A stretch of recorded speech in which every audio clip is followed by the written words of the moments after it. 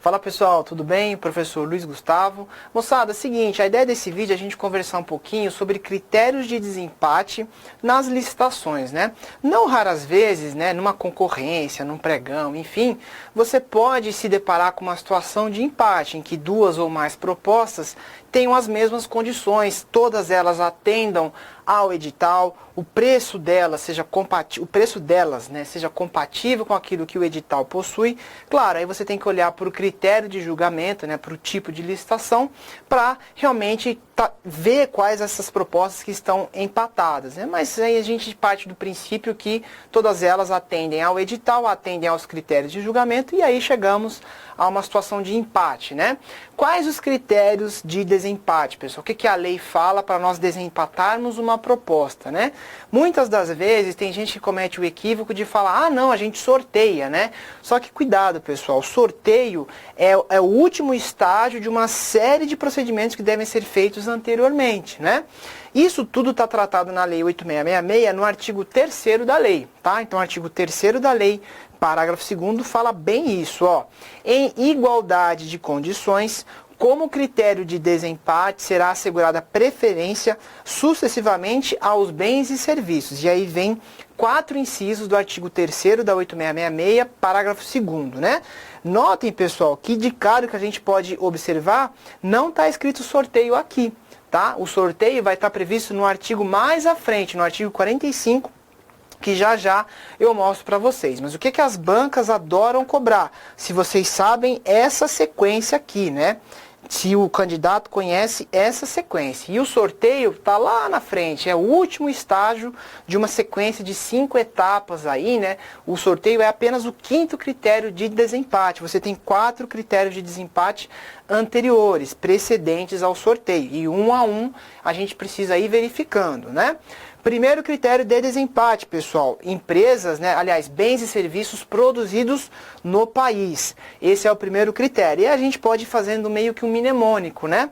O que a gente sugere para vocês? Produzidos no país, então, produzidos no Brasil. Segundo estágio desse nosso mnemônico, né? Se você, né, bens e serviços produzidos no Brasil, você não conseguiu desempatar, por exemplo, os 2 produtos que estão em empate, ambos foram produzidos no Brasil, né? Então a gente passa para o segundo critério de desempate. Qual é esse critério? Produzidos ou prestados por empresas brasileiras, né? Então você fala aí por empresas brasileiras. Então eu gosto sempre de falar o seguinte, né? Brasil, brasileiro, né? Então, bens e serviços produzidos no Brasil, empresas brasileiras. Terceiro critério, produzidos por aqueles, né, por empresas que investam, né, em pesquisa e desenvolvimento de tecnologia no Brasil, né? Então, pensem aí em investimento, né? Então, Brasil, brasileiro que investam, né? E o último critério do artigo 3º, parágrafo 2º, é realmente produzidos ou prestados por empresas que comprovem cumprimento de reserva de cargos previstas em lei para pessoa com deficiência ou reabilitado da Previdência Social que atendam regras de acessibilidade. Então você tem uma mescla de alguns critérios aqui. Então tem que cumprir reserva de cargos para pessoas com deficiência e também critérios de acessibilidade, tá? Lembrem-se dessas duas coisas, tá? Reserva de vaga para pessoas com deficiência, né? Uma empresa tem lá, né, um número adequado, legalmente previsto para empregar pessoas com deficiência nos seus quadros funcionais e, além disso, cumprir regras de acessibilidade. Então, sendo assim, você consegue desempatar essa licitação com base nesse critério, tá bom?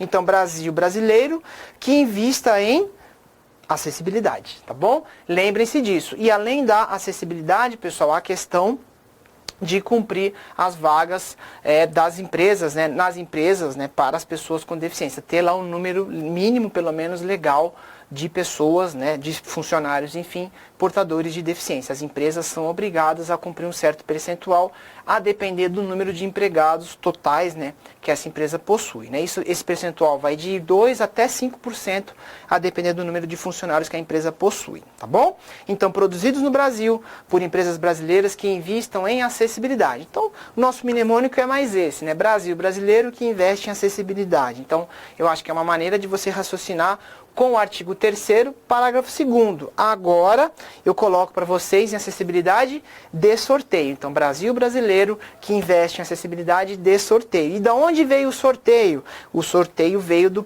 artigo 45, parágrafo 2º, que diz o seguinte: no caso de empate entre duas ou mais propostas e após obedecido o disposto no artigo 3º, parágrafo 2º, então veja que o sorteio vem depois desses 4 estágios que a gente falou, né?